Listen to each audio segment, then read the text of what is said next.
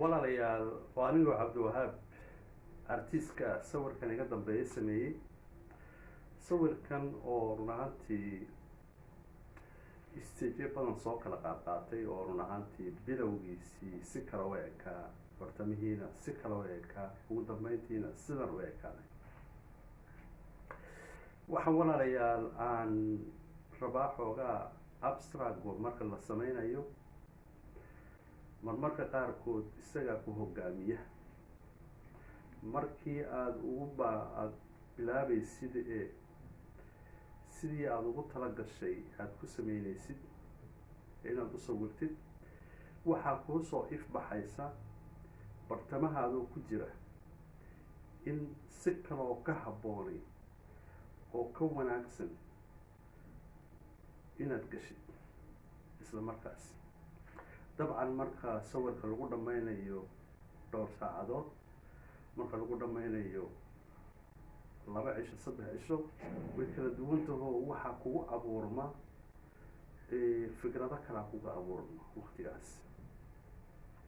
markaasi sawirkan wuu dhammaystiran yahay maanta waxaana ka helaysaan uu diyaar ku yahay website-ka la yiraahdo Sashi yaan upload ku sameeyey xaggaasoo qiimihiisuna maaragtay ku qoran yahay waxaa maaragtay dabcan soomaalidu badankoodu ma xiiseyso sawir gacmeedka originaalka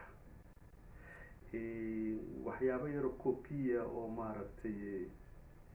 iyaa badankooda maaragtay guryahooda iyo offisyadooda suran moogtahay oo for example kani maanta haddii aan maaragtay aan $10,000 aan ku gado originaalka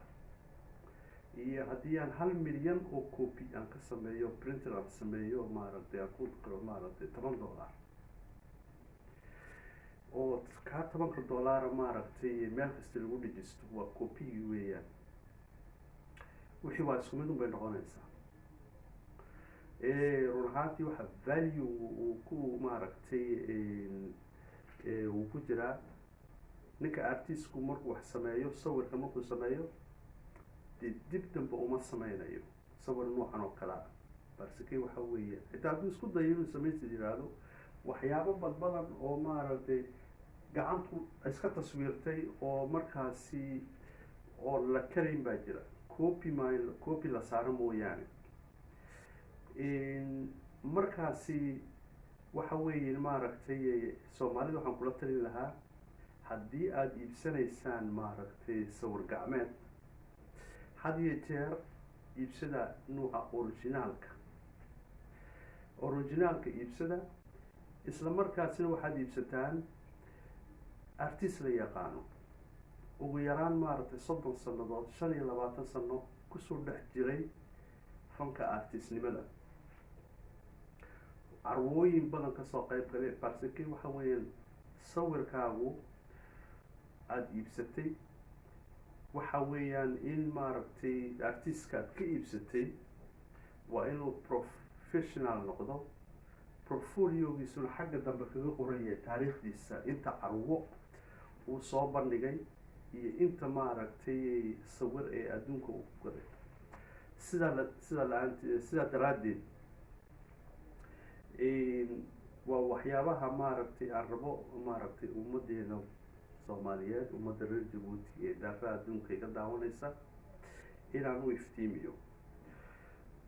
waxaan arkay maaragtay sawiro maaragtay copy oo maaragtay China laga keenayo ama wada ama meeshii doona wax laga keenay ee maaragtay copy la sameeyay oo maaragtay aqalada lagu sharaxanayo ama biroyada lagu sharaxanayo taasina ma wanaagsan oo asset ma noqonayo value-ga uu artigu leeyahay artigu waa asset maanta haddaad tiraahid maxaad asset haysataa haddii lagu yiraahdo assetku waxa weeye waa hanti baabuurku hanti ma oo barskay baabuurku maanta haddaad iibsatid bacda 10 sano ha iibsatid baawarku uu baali buu noqonayaa. laakiin artigu maanta haddaad iibsatid bacda 10 sano ha iibsidaa tirid qiimihiisa wuu sare kacaya. waxaa ka mid a gurigaa ka mid a beertaa ka mid a dahabkaa ka mid a artigaa ka mid a. marka artigu waxyaabaha wuxuu ku jiraa maaragtay qiimihiisu sare u kaco sanadba sanadka ka dambeeya. marka wuxuu galayaa asset. haddii aad marka banka aad tagtid oo tiraahid maxaad hanti haysataa lagu yidhaahdo beer baan haystaa, dahab baan haystaa, guri baan haystaa, arti baan haystaa. artigu waxa weeyaan waa asset, waa capital, waa wax haddaad iibisid dee faqrigaad kaga baxaysid. for example waxaad dahabkaaga haddii aad imika shaqo la-aan kugu dhacdo oo tiraahid maaragtay shaqo la-aan kugu dhacdo dahabkaagaad iibinaysaa sidaad isku safe garaysid sidaad shaqo u heshid. artiguna waa sidaas le. laakiin waxyaaba aad haysatid oo sanadba sanadka dib usii dhacan weyda dharka adigu for example dharka aad gashan tahay oo kale dibaali bay noqonaysaa iyo dib ma iibsanaysa, dib looma iibsanayo. baabuurka ugu qurux badan haddaad iibsatid ugu qaalisan oo sanad haddaad wadatid sanadka labaad ha iibsi tiraahdo qiimihiisiiba hoos buu dhacayaa. marka value buu leeyahay waa haween artigu waa kaas weeyaan. had iyo jeer originaalka iibsada haddaad iibsanaysaan. haddii aynu uga sheekeeyo sawirkan waxaad ka arkaysaa weji, qoor baad ka arkaysaa,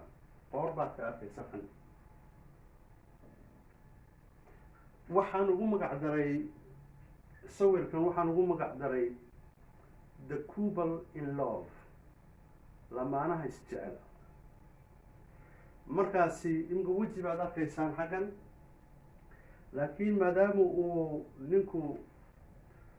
uu maaragtay haweenaydiisii uu jecel yahay wejigiisii waxaa ku taswiirmantay iyadii. marka iyadii madaxaygii waa kaa, iyadii oo boorso sideeta waa taa, sara joogaygiina waa kaa.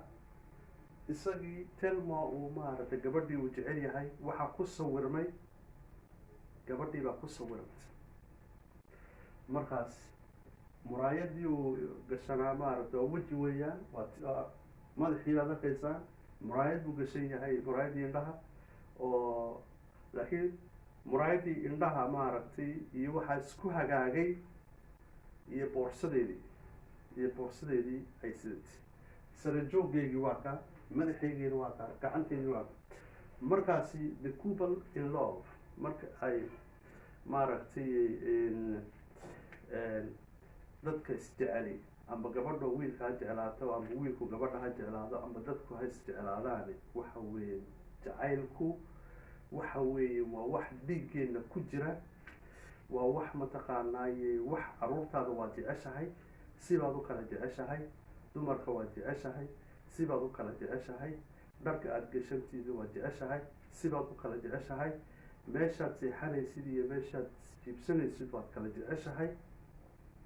cuntada waad kala jeceshahay, waana jeceshahay.